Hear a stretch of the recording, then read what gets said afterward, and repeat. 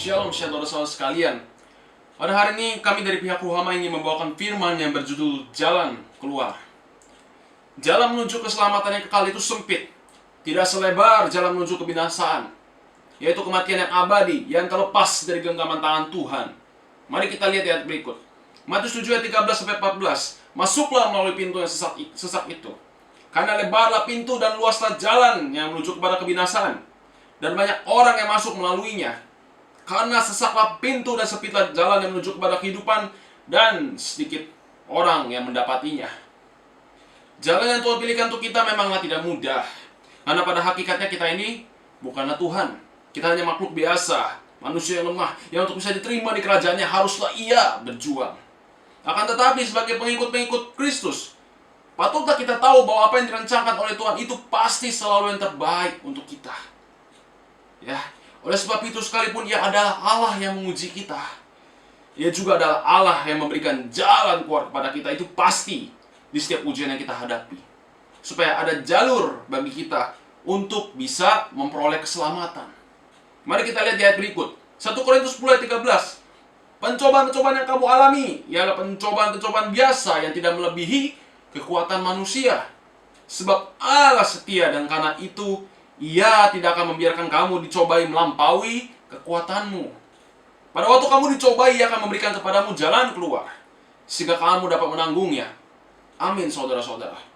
Nah, pertama-tama kita harus mengenal bahwa Tuhan adalah Allah yang menguji, bukan Allah yang mencobai. Seperti yang tertulis dalam Yakobus 1 ayat 13. Apabila seseorang dicobai, janganlah ia berkata, pencobaan ini datang dari Allah. Sebab Allah tidak dapat dicobai oleh yang jahat, dan Ia sendiri tidak mencobai siapapun. Nah, kita banyak menemukan orang-orang yang sering kali masih menyamakan kata menguji dan mencobai, terutama di dalam masalah keagamaan. Tuhan menguji dalam arti Ia ingin melihat jalan mana yang akan kita ambil di saat cobaan menerpa. Mau taat seperti yang Ia firmankan, atau malah menyimpang dari jalan keselamatan yang Ia sediakan. Nah, sedangkan mencobai itu seperti suatu tindakan yang ujungnya untuk menggoda seseorang untuk jatuh dalam dosa. Sehingga sangatlah tidak mungkin bagi Tuhan untuk mencobai seseorang, untuk mencobai seorang manusia, karena Ia sendiri, seperti yang dikatakan dalam firman tadi, tidak dapat dicobai oleh siapapun. Dan itu akan bertentangan dengan sifatnya sendiri kalau Ia sampai mencobai kita. Ya kan? Nah, cobaan itu berasal dari iblis, dari roh jahat. Dan Tuhan seringkali membiarkan cobaan itu terjadi karena Ia memakainya sebagai alat untuk menguji seorang yang sedang Ia pantau. Nah, adapun tertulis di dalam Alkitab bahwa roh-roh jahat biasanya mendapat perizinan atau meminta izin terlebih dahulu kepada Tuhan sebelum mereka melancarkan rencana-rencana jahatnya, sebagai bukti ilahi bahwa setiap roh itu takluk kepada Tuhan dan kekuasaannya. Amin, saudara-saudara. Seperti yang tertulis di ayat berikut, 1 Raja-Raja 22 ayat 19-22. Kata Mika, sebab itu dengarkanlah firman Tuhan. Aku telah melihat Tuhan sedang duduk di atas tatanya, dan segenap tentara surga berdiri dekatnya, di sebelah kanannya dan di sebelah kirinya. Dan Tuhan berfirman, siapakah yang akan membujuk Ahab untuk maju berperang supaya ia tewas di Ramot Gilead? Maka yang seorang berkata begini, yang lain berkata begitu. Kemudian tampillah suatu roh, lalu berdiri dia, roh ini, di hadapan Tuhan. Ia berkata, aku ini akan membujuknya. Ya, Tuhan bertanya kepadanya, dengan apa? Jawabnya, aku akan keluar dan menjadi roh dusta dalam mulut semua nabinya. Dia berfirman, biarlah engkau membujuknya, dan engkau akan berhasil pula. Keluarlah dan perbuatlah demikian. Nah, perizinan dari Tuhan ini mencakup beberapa macam kategori. Ya, bisa ada yang karena Tuhan memang ingin menguji, atau ada juga di mana Tuhan membiarkan seseorang atau suatu bangsa tertimpa nasib malang sebagai pembalasan atas perbuatan-perbuatan jahat mereka di hadapan Tuhan. Nah, kita pun juga dapat mengetahui, yaitu dalam kisah Ayub, bahwa Tuhan masih membatasi besar rencana yang iblis mau timpakan kepada Ayub. Demikian ayatnya, Ayub 1 ayat 6-12. Pada suatu hari datanglah anak-anak Allah menghadap Tuhan, dan di antara mereka datanglah juga iblis. Maka bertanyalah Tuhan kepada iblis, dari mana engkau? Lalu jawab iblis kepada Tuhan, dari perjalanan mengelilingi dan menjelajah bumi. Lalu bertanyalah Tuhan kepada iblis, apakah engkau memperhatikan hambaku Ayub? Sebab tiada seorang pun di bumi seperti dia, yang demikian saleh dan jujur, yang takut akan Allah dan menjauhi kejahatan. Lalu jawab iblis kepada Tuhan, apakah dengan tidak mendapat apa-apa Ayub takut akan Allah? Bukankah engkau yang membuat pagar sekeliling dia dan rumahnya serta segala yang dimilikinya? Apa yang dikerjakannya telah kau berkati, dan apa yang dimilikinya makin bertambah di negeri itu. Tetapi ulurkanlah tanganmu dan jamalah segala yang dipunyainya. Ia pasti mengutuki engkau di hadapanmu. Maka firman Tuhan kepada iblis, nah, segala yang dipunyainya ada dalam kuasamu, hanya janganlah engkau mengulurkan tanganmu terhadap dirinya. Kemudian pergilah iblis dari hadapan Tuhan. Mari kita lihat kembali, terutama di dalam konteks pengujian dan pencobaan. Di situ tertulis, ya, seperti yang di firman tadi, bahwa iblis memberikan sebuah pendapat kepada Tuhan mengenai kemungkinan, possibilities yang akan terjadi jika Tuhan merampas setiap berkat dan damai sejahtera yang Ayub miliki, yang notabene Tuhan sendiri yang berikan. Tetapi Tuhan tidak memperdulikannya, dan ketimbang berkata, baik, aku akan melakukannya, ya, ia justru malah berkata, nah, segala yang dipunyainya ada dalam kuasamu, hanya janganlah engkau mengulurkan tanganmu terhadap dirinya. Ini mengindikasikan dengan sangat jelas dan lantang bahwa ketika suatu pencobaan sedang terjadi, Tuhan tidak mengulurkan tangannya sama sekali untuk mencobai orang yang ia tentukan untuk mengalaminya. Amin, puji Tuhan, saudara-saudara. Tuhan hanya bertindak sebagai pemantau yang menyelidiki hati dan pikiran orang yang sedang mengalami pencobaan, sebagai penilai yang memberi batas kesusahan di dalam suatu pencobaan, dan sebagai pribadi yang juga memberikan jalan keluar kepada mereka yang mengalaminya. Amin, saudara-saudara. Lalu bagaimana kita tahu jalan keluar dari cobaan-cobaan yang kita hadapi itu memang ada? Petunjuk yang paling mudah bisa didapat melalui ayat 1 Korintus 10 ayat 13 yang sebelumnya, di mana tuliskan bahwa cobaan yang kita hadapi itu tidak pernah melampaui kekuatan seorang manusia. Di dalam translasi New American Standard Bible, yang banyak diakui sebagai translasi Alkitab terakurat di dunia, ayat tersebut menuliskan bahwa setiap cobaan yang dihadapi adalah cobaan yang biasa ditemukan di sekeliling kita, common to mankind.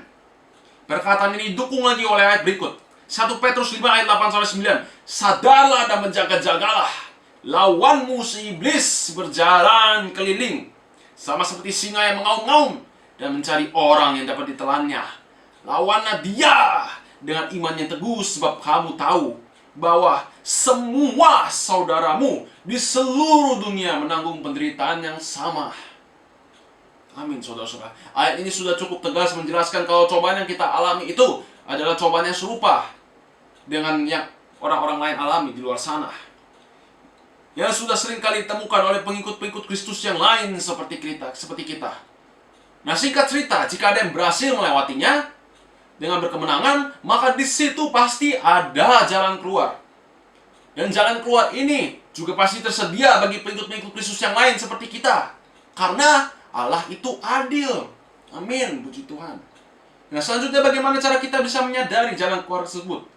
Nah, seringkali kita menemukan, ya, sesama saudara kita di dalam Kristus yang kesulitan untuk menemukan jalan keluar yang telah Tuhan sediakan bagi mereka. Sekalipun Alkitab itu sebenarnya udah memberikan banyak petunjuk bagi kita untuk dapat mengetahuinya. Nah, ketidaksadaran ini sangat berbahaya jikalau mereka sampai-sampai merancangkan jalan keluar mereka sendiri, karena itu bisa menjerumuskan mereka ke dalam cobaan-cobaan yang lebih sulit. Benar. Istilahnya begini, kalau ada orang yang menerima masalah, ya paling nggak besar-besar amat, Tuhan sudah menyediakan jalan keluar bagi dia, tetapi dia tidak mau bergantung pada Tuhan. Ia merancangkan jalan keluar sendiri, masalahnya malah akan bertambah besar. Ia mengandalkan pemikirannya sendiri, masalahnya akan bertambah besar lebih lagi. Itu lama-lama akan menjerumuskan dia ke dalam hal yang lebih berbahaya, dosa yang lebih berbahaya. Nah, ada beberapa cara untuk menyadari hal tersebut sebetulnya. Tetapi semuanya penting untuk diawali dengan kepemilikan iman masing-masing mengikut Kristus. Mengapa Saya menyebutnya sebagai kepemilikan. Mari kita lihat di ayat berikut. 1 Korintus 12 ayat 9. Kepada yang seorang roh yang sama, Roh Kudus, yang sama memberikan iman. Dan kepada yang lain ia memberikan karunia untuk menyembuhkan. Tertulis di ayat yang tadi ini bahwa iman adalah suatu karunia yang diberikan oleh Roh Kudus kepada pengikut-pengikut Kristus yang lain seperti kita. Pengikut-pengikut Kristus seperti kita, maaf. Dan bukan sesuatu yang muncul dari hati kita sendiri. Jadi iman itu gak muncul dengan kekuatan kita sendiri. Iman itu diberikan oleh Roh Kudus. Iman itu dikerjakan oleh Roh Kudus untuk kita, supaya kita bisa menerimanya. Nah, iman itu adalah anugerah yang Allah berikan kepada kita supaya kita bisa memperoleh keselamatan, termasuk keselamatan dari pencobaan yang kita hadapi. Amin. Dan iman ini bersifat sebagai hak milik atau possession yang Tuhan berikan kepada kita melalui pengorbanan Yesus Kristus di atas kayu salib. Nah, untuk memiliki iman ini, maka kita harus meresponnya dengan memberikan ruang di hati kita, ya, sehingga iman tersebut bisa masuk. Jikalau kita menolak, kita tidak akan bisa melihat tanda-tanda keselamatan Allah. Sebaliknya, jikalau kita mau menerimanya, maka Allah akan berkenan kepada kita, dan kita pasti akan menyadari jalan keluar tersebut, sebab Tuhan memberi upah bagi mereka yang bersungguh-sungguh mencari Dia. Amin. Tepat seperti yang tertulis di ayat berikut, Ibrani 11 ayat 6. Tetapi tanpa iman tidak mungkin orang berkenan kepada Allah. Sebab barang siapa berpaling kepada Allah, ia harus percaya bahwa Allah ada, dan bahwa Allah memberi upah kepada orang yang sungguh-sungguh mencari Dia. Nah, bukankah masuk akal jikalau seorang pengikut Kristus menolak untuk memiliki iman atau tidak beriman? Maka ia sebetulnya sedang membiarkan mata rohaninya ini dibutakan oleh roh jahat, sehingga ia tidak akan pernah menyadari atau kesulitan untuk menyadari jalan keluar yang tersedia baginya. Ini merupakan masalah yang serius jikalau sampai terjadi. Oleh sebab itu, jika ada dari kalian yang merasa sedang tidak memiliki iman, berdoalah dan mintalah kepada Tuhan. Ya, mintalah kepada Tuhan untuk menerima, agar kalian beroleh iman itu, sehingga kalian bisa melihat tanda-tanda adanya jalan keluar yang Tuhan sediakan untuk kalian, agar kalian bisa menyadarinya, dan agar kalian juga bisa melewati cobaan itu dengan penuh kemenangan. Amin. Tetapi perlu diingat, iman tanpa perbuatan itu mati. Untuk bisa mendapatkan upah yang dibutuhkan, kalian haruslah berusaha. Dengan ini, berusaha dengan cara melakukan apapun yang Tuhan perintahkan di dalam firman-Nya, dan jangan menyimpang ke kanan dan ke kiri. Terutama hidup di dalam sucian dan kekudusan, sebab ada tertulis Yakobus 2 ayat 24. Jadi kamu lihat bahwa manusia dibenarkan karena perbuatan-perbuatannya dan bukan hanya karena iman. Kemudian kita tahu ada satu ajaran dasar, ajaran paling mendasar mengenai kuasa nama Yesus Kristus yang bisa dipergunakan oleh kita untuk mengusir roh-roh jahat. Tentunya kita harus sadar dan mengenali bahwa kita ini, ya, yaitu pengikut-pengikut Kristus yang dosanya telah ditebus di atas kayu salib oleh Tuhan Yesus, telah diberikan otoritas dari Tuhan untuk dapat menginjak ular dan kalajengking dan hidup penuh berkemenangan di dalam nama Yesus. Nama Yesus inilah yang punya kuasa untuk membawa kalian keluar dari segala macam cobaan. Bahkan kalian juga bisa menghancurkan segala macam cobaan sebelum cobaan itu menerpa kalian, hanya dengan menengkingnya dengan penuh keyakinan pada Yesus. Kuasa nama Yesus juga lah yang akan menjadi penerobos bagi kalian untuk bisa lulus dari segala macam ujian. Nah, mari kita lihat di ayat berikut. Mika 2 ayat 13, penerobos akan maju di depan mereka. Mereka akan menerobos dan berjalan melewati pintu gerbang dan akan keluar dari situ. Raja mereka akan berjalan terus di depan mereka. Tuhan sendiri di kepala barisan mereka. Ayat ini harus kita imani. Ya, mengapa? Karena kekuatan kita ini nggak mampu untuk menyelamatkan kita. Dan hanya roh Allah saja yang bisa melakukannya. Amin, saudara-saudara. Dengan kata lain, Tuhan yang menyediakan jalan keluar bagi kita, dan Tuhan sendirilah yang akan menjadi jalan keluar tersebut. Puji Tuhan. Nah, kalau begitu, untuk apa saya panjang lebar menjelaskan hal-hal yang sebelumnya? Ya, jikalau Tuhan sendiri yang memang akan menjadi jalan keluar, dan jikalau Tuhan sendiri adalah jalan keluar itu. Ini dikarenakan kalau kita sendiri lengah, kita bisa tiba-tiba tidak sadar akan jalan keluar yang sebetulnya kita miliki. Inilah sebabnya iman, perbuatan, dan pengenalan akan otoritas kita itu Sangat penting, sangat diperlukan agar kita bisa mengalahkan cobaan yang sedang kita hadapi. Amin. Orang yang banyak mendalami firman, kalau tidak beriman, kalau tidak memiliki iman, bisa tiba-tiba lupakan otoritasnya sendiri. Dia bisa tiba-tiba dibutakan oleh roh jahat. Dia bisa tiba-tiba tidak sadar. Dia bisa tiba-tiba lengah. Nah, orang yang beriman, kalau tidak mau berusaha mentaati firman Tuhan, ya imannya akan mati. Imannya akan mati. Dua hasilnya juga akan jadi sama. Mereka tidak akan bisa menang menghadapi cobaan tersebut. Dan mereka tidak akan bisa melihat kuasa Tuhan terjadi dalam kehidupan mereka. Mereka tidak akan bisa melihat tanda-tanda jalan keluar itu. Mereka tidak akan bisa menyadari. Mereka bisa lupa. Benar? Apalagi kalau hidup kita tidak kudus, bagaimana ceritanya kita bisa melihat kuasa Allah terjadi? Ya, jikalau hidup kita seperti itu. Bukankah kalian yang disebut sebagai anak-anak Allah? Bukankah kita yang disebut sebagai anak-anak Allah ini sesungguhnya ada untuk mendengar suara penggembala kita? Siapa? Yesus Kristus. Bukan orang asing kan? Ya. Dan bagaimana caranya kita dapat mengenali suara dan arahan penggembala kita kalau kita sendiri nggak hidup kudus? Benar saudara-saudara? Bukankah ada tertulis Ibrani 12 ayat 4, berusahalah hidup damai dengan semua orang dan kejarlah kekudusan. Amin. Sebab tanpa kekudusan tidak seorang pun akan melihat Tuhan. Puji Tuhan saudara-saudara. Dengan ini saya sampaikan, ya, bagi kita semua, bagi saya juga tentunya, milikilah iman. Milikilah iman.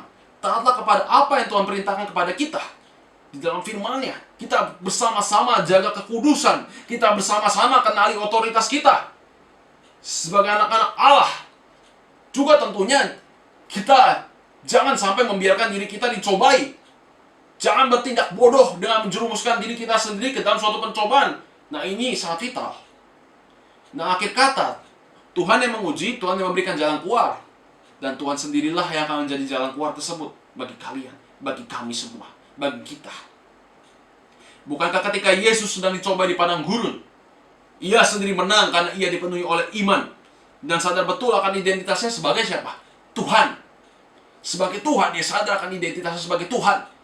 Dan bukankah Ia telah mengerjakan otoritasnya itu dengan ketentuan-ketentuan yang sudah terpenuhi sebagai seorang manusia, dan juga telah dikenan oleh Bapa. Telah dikenan oleh Bapa. Kita sebagai pengikut-pengikut Kristus, kita harus sadar identitas kita ini siapa. Kita ini anak-anak Allah. Kita diberikan otoritas untuk bisa menang atas ular dan kalajengking. Tetapi kita harus memiliki iman juga. Kita harus bertindak taat kepada firman-Nya. Ya, mengerjakan otoritas kita dengan ketentuan-ketentuan yang dikehendaki oleh Allah. Mari kita ikuti Yesus. Kita contoh Yesus, Tuhan Yesus Kristus. Jikalau Ia menang menghadapi cobaan, maka kita juga harus imani bahwa kita juga bisa menang. Amin. Dan ingatlah selalu akan pengorbanannya di atas kayu salib. Ya, karena Dialah kita bisa menjadi anak-anak Allah. Karena Dialah kita bisa diperdamaikan dengan Tuhan Allah kita. Dan karena Dia juga kita bisa menang, kita bisa punya jalan keluar. Tidak hanya jalan keluar dari cobaan-cobaan, tetapi jalan menuju keselamatan yang kekal. Amin, saudara-saudara. Jalan keluar yang berasal dari Bapa pasti adalah jalan yang benar dan menyelamatkan. Ingat itu. Dan Yesus itu sendirilah kekuatan terang dan kebenaran yang akan menyelamatkan kita dari setiap cobaan. Seperti yang tertulis dalam Yohanes 14 ayat 6, kata Yesus kepadanya, "Akulah jalan dan kebenaran dan hidup. Tidak ada seorang pun yang datang kepada Bapa kalau tidak melalui aku, kalau tidak melalui Yesus." Yesus adalah firman Allah yang telah menjadi daging, anak Allah yang hidup. Dia adalah kehendak Allah yang berjalan di muka bumi ini, dan sekarang sudah di sorga. Dialah yang akan memberikan jalan keselamatan pada kita, jalan keluar dan jalan keselamatan yang kekal. Amin. Demikian firman yang ingin saya sampaikan pada hari ini.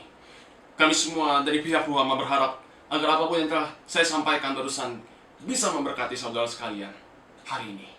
Mari kita terus berjuang hidup suci dan kudus.